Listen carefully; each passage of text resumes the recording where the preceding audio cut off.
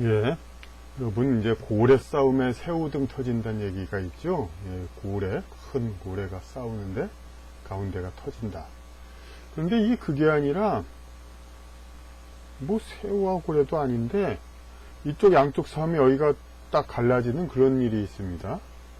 우리 경우는 무슨 얘기냐면 그게 그러니까 여진족과 토착외구의 그런 이제 갈등, 그 싸움 때문에 정통 한민족이 지금 아주 반으로 갈라지고, 그리고 정체성도 상실하고, 주권도 상실하고, 이제 그런 상황입니다.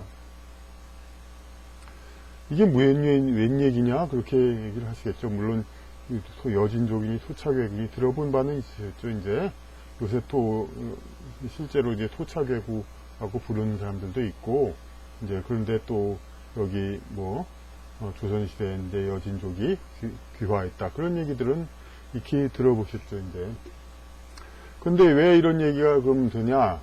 여러분, 그러면, 선거 때마다 이 큰 양대 정당으로 이제 우리가, 싸움이 이제 있죠. 양대 정당의 어느 쪽이 집권하느냐. 물론 이제 세계 어느 나라든 양대 정당이 집권한 경우가 대부분이니까 그 자체가 큰 문제는 아니겠습니다. 그런데 물론 또 이제 그 양대 정당이 여진족과 토착외구라고 그런 얘기는 아닙니다. 좀 설명이 그러니까 설명을 해야 되는 겁니다. 그러니까 그 정치 성향이 뭐냐고 이제 물어보다 보면은 좌파냐 우파냐 이렇게 물어보죠. 좌파냐 우파냐. 그리고 좌파냐 우파냐 하고 어느 한쪽에 끼어들게 만들죠. 그러니까 결국은 이 우리 한국 민족 중 대다수의 이게 소위 중도 계층이라고 이건 이념적 기회주의 중도하고는 다른 얘기입니다. 어쨌든 이제 그런 요새 어느 정치인 얘기는 스윙보트 계층이라고 하고 어쨌든 어느 한쪽에 치우치지 않는 그런 계층들이 있죠. 그런데 이 사람들이 좌냐 우냐 이 선택을 이제 받습니다.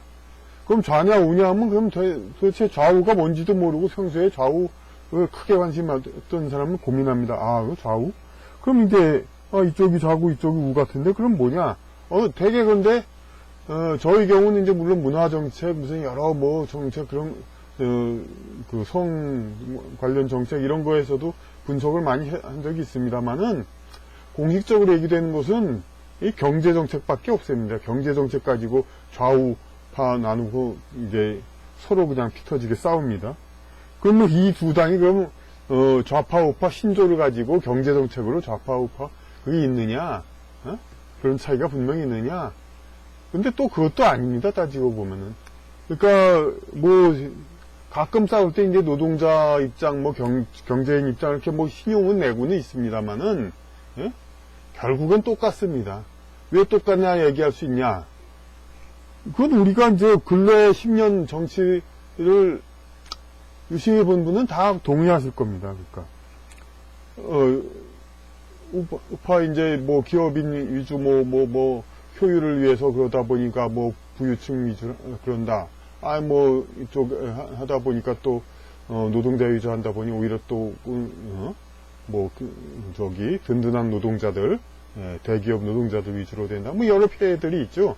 그러니까 결국은 이제 민주화, 경제 자체도 이제 이게 어느 이제 재벌이라든지 강성 노동조합만 이제 목소리가 크게 하는 게 아니라 소시민들도 다 소규모 자영업자를 비롯한 모든 사람들이 다 권리를 갖는 거 이런 게 바로 민주주의 이념하고도 맞는 거 아닙니까? 그래서 경제민주화란 말이 있었죠. 경제민주화를 보여주는 분이 누굽니까? 김종인 씨이죠. 이분이 다 아시다시피 2012년 때는 박근혜 정부에서 경제 선거운동을 해가지고 당선시켜서 성공했죠. 그리고 2016년에는 이제 당시로는 대선이 아니니까 문재인 대통령이라기보다는 민주당, 더불어민주당, 더민당. 이쪽 그 선거운동을 해가지고 역시 성공했죠. 그거 아시다시피, 이번 2020년에 그 민주통합당, 미통당, 이쪽 선거운동을 해서 아직 성공은 모르겠습니다. 어쨌든, 이렇게 아주 책임있고 그냥, 작은 정치 낭인이 이 당 저당 왔다 갔다 한 거면, 그런 거야, 별거 아니지만은, 전부 지도자를 했습니다. 지도자. 근데 이 당 왔다, 저 당 왔다, 이 당 왔다. 그게 뭡니까, 이게? 경제정책이, 두 당의 경제정책이 큰 차이가 없다는 거 아닙니까? 그러니까 경제정책 그거 다 신용이고 아무것도 아닙니다. 그럼 결국엔 이 두 파벌의 가장 큰 특징은 뭐냐? 그게 여기서 이제 드러납니다. 가장 큰 특징은, 아까 지도를 다시 강조했어야 되는데,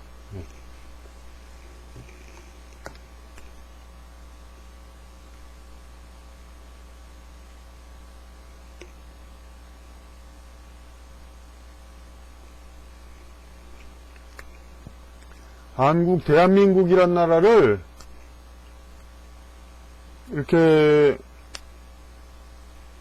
한국은 반도죠, 아시다시피 다.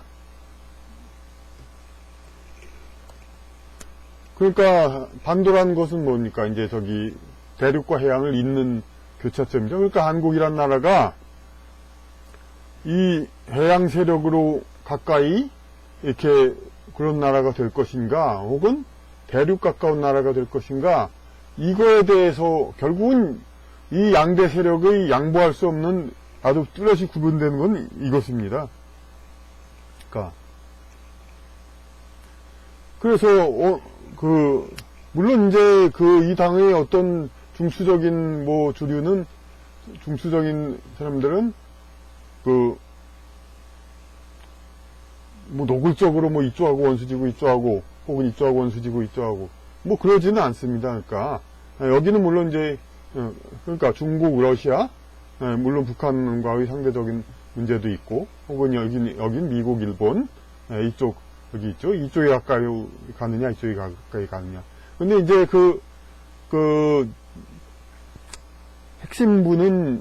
핵심부라고 하기도 그렇고, 표면적인 이제 주류 지도부는 이제 은근히 이런 쪽, 혹은 이런 쪽으로 가는 경향이 있으면서, 겉으로는 이제, 그리고 공식적으로는 이제 중립을 시키려고 하죠. 이쪽 당이 집권했다고 해도 중국과의 관계는 잘 하려고 하고, 이쪽 당이 집권했다 해도 미국, 일본과의 관계는 그럭저럭 해나가려고 하고. 그런데 여기에 이 각 당, 두 세력이 있는데 그 안에는 아주 핵심부가 있습니다. 핵심부. 그러니까 그 당이 주류도 아니지만. 근데 그 핵심부는 어떻게 얘기하냐면 아주 그냥 기를 쓰고 이제 일본, 가령 이쪽 당이 집권하면은 일본과는 어떻게 70년, 80년 된 것을 들춰내가지고 분명히 척을 지려고 애를 쓰고 있고, 또 이쪽 땅에서 집권을 하면은 북한과의 그거 관계 그건 말할 것도 없고 필요 이상으로 어찌 보면 대립 관계, 긴장 관계를 더 강화하고, 심지어 이렇게 우리 2000년 동안 불가분의 역사를 공유하고 있던 중국과도 반중이 6.25 때 그랬다 했으니 우리는 반중해야 된다, 이런 얘기를 하고 있죠. 수많은 이제 상공업자, 중소상공업자들이 이제 중국과 연관되어 있는 그런 건 생각 안 하고, 그러니까 이 핵심부들은 전부 이렇게 어떻게 하면 이쪽으로 핵심부 것인가, 이게 골수 이쪽으로,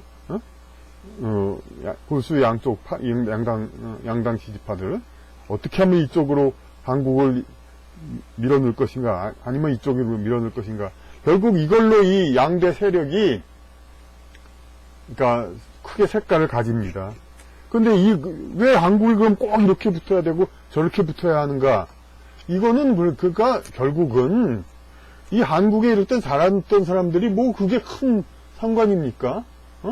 이웃들하고 다 잘 지내고 잘 교류하고 그래야죠. 물론 상류층은 상류층대로 좀 먼 곳과 교류하고 이제 이웃하고는 되도록 긴장관계를 가지려고 하는 그런 면이 있지만 우리 대다수의 보통 사람들은 이웃하고도 잘 지내야 하는 겁니다. 그러니까 춘추 전국 시대에는 이 원교 근공이라고 해서 먼 곳과 교류하고 가까운 데하고는 싸워야 된다. 그래가지고 이제 가까운 데하고는 사이 나쁜 걸 당연하게 생각했지만 그때는 이제 나라의 주인이 제후, 왕과 제후 이런 사람들이고 지금 민주국가죠. 민주국가에서는 당연히 이쪽 이제 국민의 좋을 대로 국가가 운영돼야 되고 그러면 당연히 인접국가하고는 잘 지내야 합니다. 물론 인접국가하고 국민들이 잘 교류하면은 지도자 입장에서는 참 다루기가 어렵죠. 조금 잘못하면 외국 인접국가를 맡고 국민이 새 나갈 수도 있고 여러 가지 인력도 빠질 수가 있고 그걸 골치 아프죠. 그러니까 여러 편법을 쓰고 이제 어문 정책을 이상하게 한다든가 그런 편법을 쓰기도 하는데 여하튼 간에 그래야 하는 건 분명합니다. 민주국가에서는 인접국가하고 잘 지내야 하는 거. 그런데 이제 이쪽 출신, 여진 출신인 사람은 이 사람들은 대륙과의 관계에 원래 있던 사람들입니다. 중국의 소수민족으로서. 그러니까 이 사람들 입장에서는 당연히 한국이 이쪽 대륙에 붙어야 합니다. 예? 그렇지 않으면은 이 사람들은 삶에서 어떤 큰 희망, 이 대한민국에서 주류 세력으로 크게 힘을 쓰겠다 그런 희망이 없습니다. 이제 이런 대륙과의 그 관계 이런 거가 필수적이고 해양과는 척을 져야 그래야 상대적으로 이제 외부 세력들은 그럼 어떻게 해야 되냐면 당연히 해양과 그런 쪽 관계와 밀접해야 되고 이 대륙과는 좀 척을 져야 자기네들 세력이 우세합니다. 그러니까 이 나라에서 상류층을 자리하려면은 이 나라가 해양 그런 국가로 되어야죠. 그렇기 때문에 결국 양대 세력의 맨 끝머리에 여진족과 토착 왜구 이 두 세력이 끌어당기는 겁니다. 그러니까 그럼 이 대다수의 한민족 지식인과 백성들은 어느 한쪽 선택을 강요당합니다. 이 경제정책은 아까도 말했듯이 별거 아니고 결국은 이 나라를 이쪽으로 붙게 하느냐 저쪽으로 붙게 하느냐로 이 양대 세력이 피 튀기게 싸우는데 거기에 우리 대다수의 한민족이 이렇게 선택을 강요당하게 되는 겁니다. 아니 여진족의 왜구해봐야 세종 때 그러니까 귀화가 됐으니까 뭐 있었다는 거 역사상 있었다는 거 인정하지만 그래봐야 소수인데 그 사람들 뭐냐고 그리고 지금은 다 그 한국 민족으로 다 스며들었는데 흡수됐는데 뭔 상관이냐 그렇게 또 물론 얘기할 수 있습니다. 당연히 흡수됐죠. 그런데 이게 인간 영적으로 볼 때 이제 그런 이제 자기의 전생과 여러 가지 영적 기질로 따진 그런 습성은 계속 남아있는 겁니다. 그러니까 그쪽 성향이 있는 사람들은. 그건 하여튼 그렇고. 그리고 소수라는 건, 중국은 그럼, 당시 한 5억 정도라고 치면은, 청나라? 50만의 만주족이 점령해서 이들을 지배하고, 뭐 학살도 하고 혹독하게 지배했습니다. 이 사람들이 더 못난 사람이니까 훨씬 더 좋은 문화를 가지고 있는 사람들이고. 하지만은 시류가 그렇다 보니까 그냥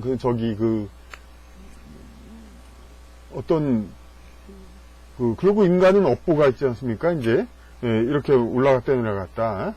성경에도 나오듯이 모든 골짜기는 높아지고 모든 산은 낮아지리라 이런 이렇게 잘 나갔던 사람은 다시 내려가고 몇백 년 지나면 조선시대 양반 그런 사람들 그런 주류를 이루었던 한민족 한문을 쓰면서 이런 주류를 이루었던 민족들은 지금은 대부분 그러니까 힘없는 백성이나 제야 인사 그렇게 되어 있습니다. 그런데 조선시대 여진족과 왜구는 그러니까 지금도 외국인 노동자들 뭐 전부 허드렛이라고 상당히 사회의 하류 계층이죠. 그 당시도 마찬가지인데 여진족과 왜구 이 사람들이 한국 민족의 신라와 고려로 이어온 그 역사를 제대로 알긴 합니까? 그 글을 제대로 압니까? 그러니까 그 사람들은 저기 그 백정을 하든가 유랑극단을 하든가 뭐 떠돌이를 하든가 그런 식으로 천대받으면서 조선시 거의 500년을 그렇게 살았습니다. 그렇다가 그런데 지금 사실 500년 정도 기다릴 것도 없이 인간은 자꾸 업이 쌓이고 특히 조선시대 양반 잘못한 것도 좀 있기 때문에 결국 업을 받아가지고 다시 그 낮은 계층의 그 경험도 해야 되니까 신분이 많이 낮게 태어났죠. 그런 이제 한민족의 어떤 정통 한민족의 그런 기질을 가진 사람, 성질을 가진 사람들. 그런데 여진족과 왜구 측은 오히려 조선 그때쯤에 그것이 그런 이제 하층 계급으로 서로 받고 그런 이제 고난을 받았던 게 반등을 해가지고 지금은 운세가 많이 올라갔다고 볼 수 있죠. 그런 사람들이 지금 한국 민족에서 그러니까 어떤 여러 가지 운이 트여가지고 높은 지위를 많이 차지한다고 그렇다고 생각해서 틀린 게 아니죠. 당연히 충분히 그럴 수 있는 상황이 되는 겁니다. 그런데 왜 그러니까 그러면 결국은 마치 그러니까 우리나라의 상황을 말하자면은 그러니까 중국의 그 소수 만주족으로부터 수억 중국 한족이 그 지배를 당했죠.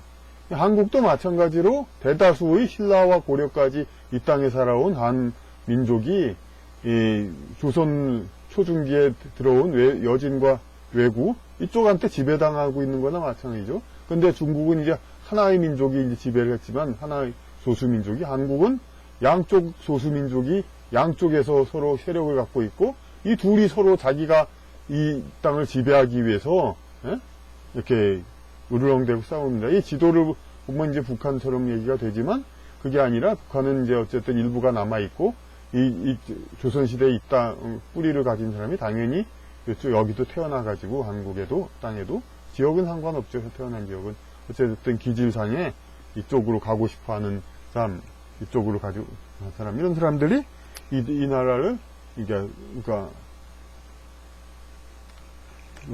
어느 방향을 할 것인가. 중국의 경우 이렇게 소수민족이 이렇게 지배를 해서 다수 민족은 여기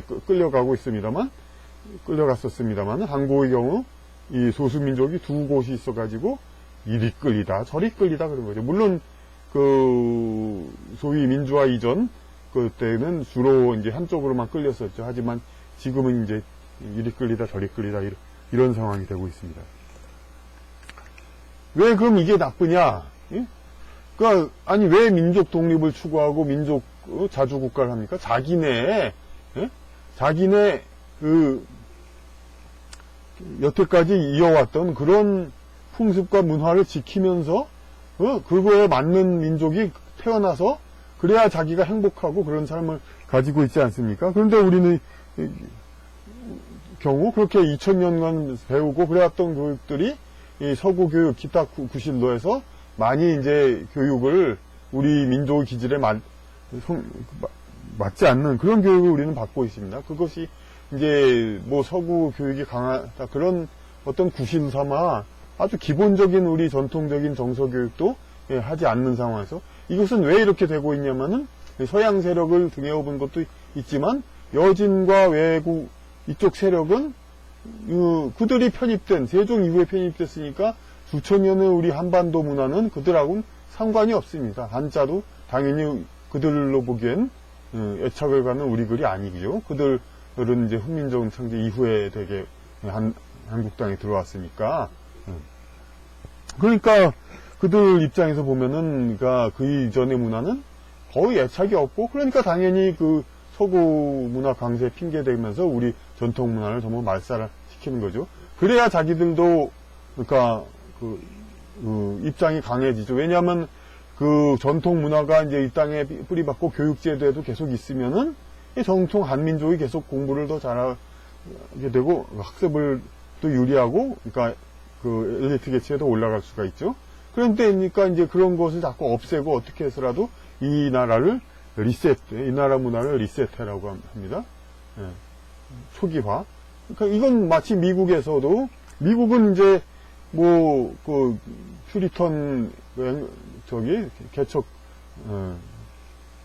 프로테스탄트 그런 백인들이 아무래도 아직은 주력을 차지하고 있기 때문에 영어와 그 유럽 학문 이런 것들이 주류가 되고 있죠. 그러니까 당연히 백인들이 공부를 더 잘하고 엘리트 계층에 더 많이 오고 있는데, 이것이 이제 흑인 입장에서는 이것을 갈아엎고 싶죠. 하지만 되지가 않으니까 미국이 아직. 근데 흑인 입장에서는 그 문화를 다 갈아엎으면은 지금 흑인이 솔직히 말해서 능력이 더 부족해서 흑인이 더 이제 학업 성취 못한 게 아니죠. 교육 과정 자체가 백인들 문화니까 그렇죠. 그러니까 마찬가지로 자기네 문화로 바꾸려고 싶어 하는데, 근데 또 불행히도 흑인 바탕 문화는 또 풍부하지가 못하니까 이제 결국 이거는 이제 어떻게 웬만해서는 바뀌어지기가 어렵고, 그러니까 대신 이제 뭐 인종 쿼터니 뭐 여러 가지 할당제를 이렇게 하려고 하죠. 우리나라도 그러니까 이런 여진과 외구의 성향을 가진 사람들은 기본 학문 그런 것이 좀 부족하다 보니까 아무래도 외구와 여진은 여태까지 살아오던 방식도 있고 그 노략질이나 방황하면서 살아갔으니까 학문과 거리가 멀고, 그런 사람들은 이제 학문적인 그런 것이 불리하니까, 그러니까 우리 입시제도도 많이 자꾸 막 그냥 누더기를 만들고 그러지 않습니까? 그냥 가장 객관적이고 깨끗하고 외부 압력이 없는 시험에 의한 그걸 자꾸 그냥 상처를 내고 그냥 어떤 입학 사정관이니 여러 가지 이렇게 해가지고, 그게 결국은 이 소수민족 이들이 어떻게 해서라도 자기네가 학습에 불리한 것을 이렇게 극복이란 말이 아니라 뒤집어서 주류로 올라서려고 하는 그런 것이죠.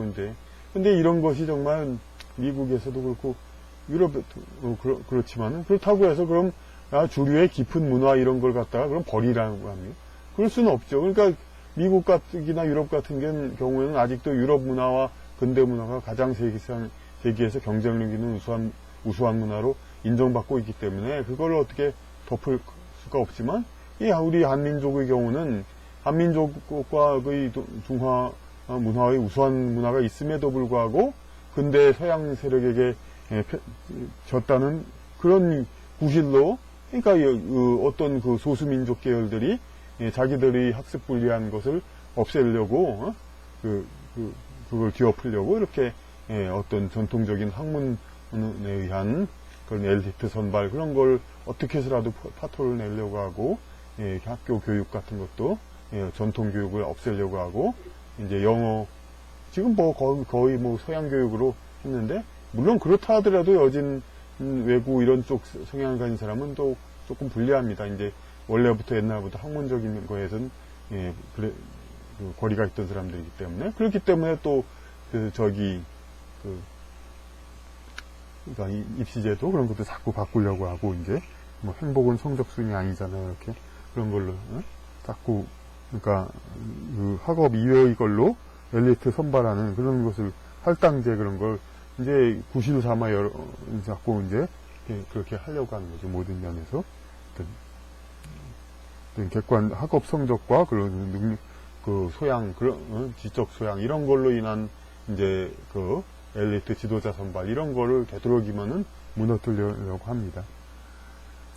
어쨌든 이제 국가가 이제 우리 한민족이 이제 제대로 된 독립국가를 만들어야 되는 이유가 바로 대다수를 이루는, 중국에는 한족이 90% 내지만 마찬가지로 한국도 대다수 8, 90%가 정통 한민족이죠. 이제 고려와 신라 때까지도 이 한반도에 살아왔던,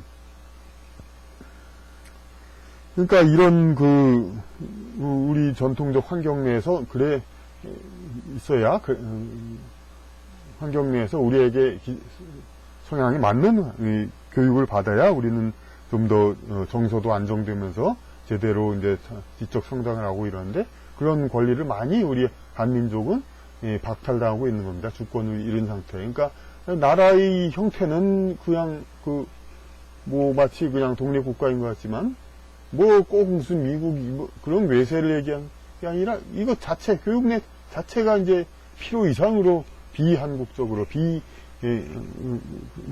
한민족적으로 이렇게 나가고 있으니까요.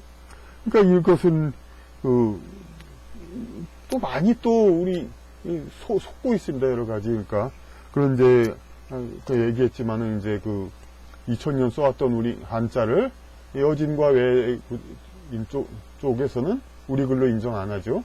왜냐하면 그들 입장에서는 그들이 이제 이 한국 땅에 편입한 이전의 문화는 중요한 것이 아니니까 오히려 이제 말소되길 바라고, 그러니까 그 한글이라는 그 당시에 창제된 거 그걸 이제 구실 삼아서 자꾸 이제 한자를 없애지만 한글은 어차피 그 학문적인 표현할 수가 없고 결국은 영어가 들어오죠. 그러니까 영어로 도배가 되는데 참 재밌는 게 여진족 계열 이런 사람들 이게 반미 성향이 상당히 깊죠. 요새 그 방위비 협상 막 그럴 때도 그런 얘기도 합니다. 아이고 그래 알았어 좋다 제발 나가라 미군 그렇게 여진 계열 쪽 사람들 그러는데 그러면서도 영어 쓰긴 되게 좋아합니다. 그냥 글을 쓰면서도 영어를 병기에 쓰고 하여튼 그러니까 한자는 없애고 영어로 쓰는 거 그런 거에 이런 외구 쪽 이제 이런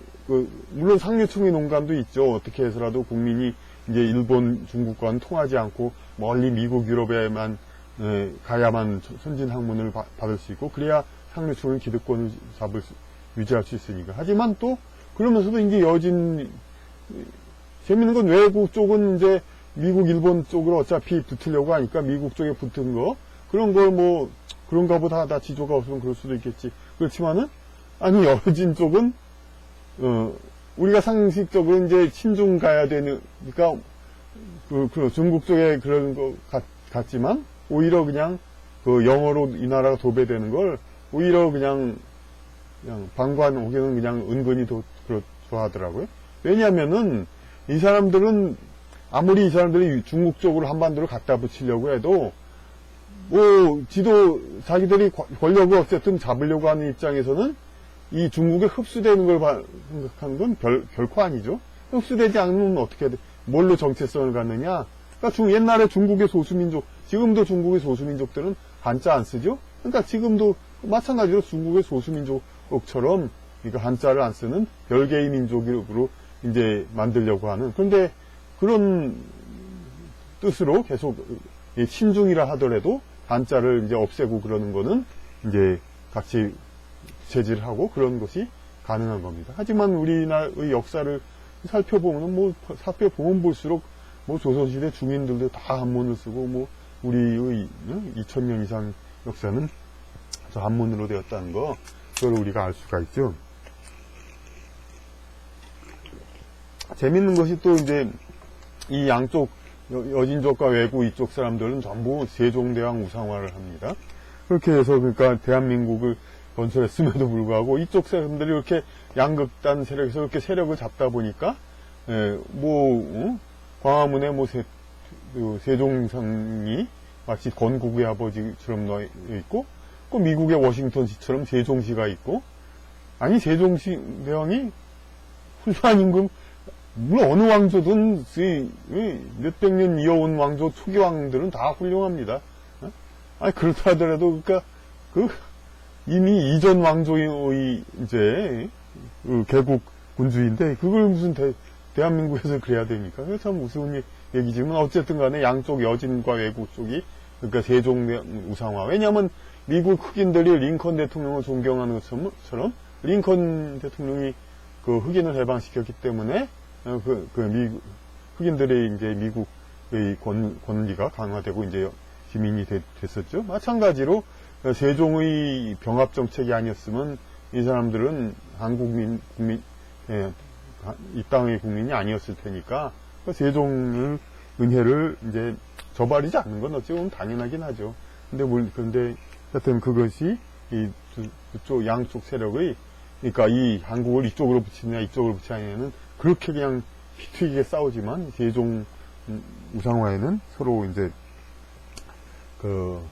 공통점을 갖고 있는 것입니다. 이게 어디서 이런 얘기를 하니까 또 갑자기 저보고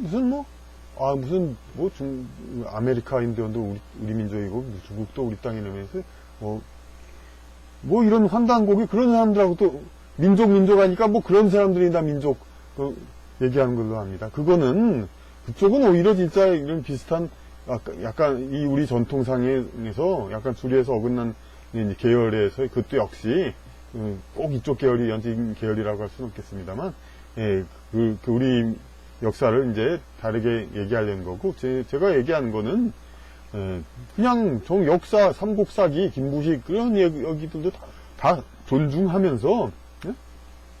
신라 이전에 뭐 삼국시대 신라 고려 이런 우리 한반도 땅의 국가들 그냥 우리가 학교 역사책에서 배운 거에서 더 나아가지 않고 그 기본 자료는 그 상황에서의 정통 한민족 그 정체성을 말하는 겁니다. 이제. 그러니까 이 땅에서 우리 한민족은 2000년을 살아왔고 그런 문화를 지켜야 됩니다. 그렇게 살아야만 한민족으로서의 어떤 그 자질과 그 품성 그런 것이 개발되고 닦아지고 향상되고 그럽니다. 그러니까 우리는 지금 이 상황에서 근데 이런 뭐 어찌 보면 또 순하다고 볼 수 있죠. 이제 그러니까 중국에서도 농경 민족 순한 사람이 이런 싸나운 이제 그 우랑캐들이 이제 점령하고 그랬듯이 이 싸나운 이 사람들이 이렇게 권력욕이 워낙 강하다 보니까 이렇게 자꾸 그리고 또 아까도 얘기했듯이 지금 그 사람들의 운세가 높아진 탓도 있고요. 그러니까 물론 몇백 년간 또 그런 게 엿보도 있으니까 이 사람들이 이렇게 권력을 좀 얻고 좀 상황이 나은 거 그런 거 정도야 그렇게 봐준다 하더라도 이렇게 이 나라 전체를 자꾸 이렇게 이 한민족이 주권을 잃고 자꾸 여진족, 외구 이런 쪽으로 오락가락하면서 2000년의 역사를 갖다가 폄하시키고 우리 한민족의 그 모든 역사를 이런 상태에서 사실상 식민지나 다름없는 남의 나라 역사를 배워야 그런 것과 비슷한 그러니까 자기의 문화를 잃고 남의 나라 종속되는 그런 거와 같은 그런 신세가 되고 있는 게 우리 이제 2000년 이어온 한민족인데 이제 하나하나 우리는 자각을 해가지고 정말 우리가 어떻게 그러니까 이 나라에서 이 땅의 주권을 회복해서 이 나라가 정말 수천 년 이어온 문화국가의 그것의 전통을 이으면서 세계 속에서 그러니까 우수한 정신문명의 나라가 될까 이것은 앞으로도 계속 우리는 생각해 봐야겠습니다.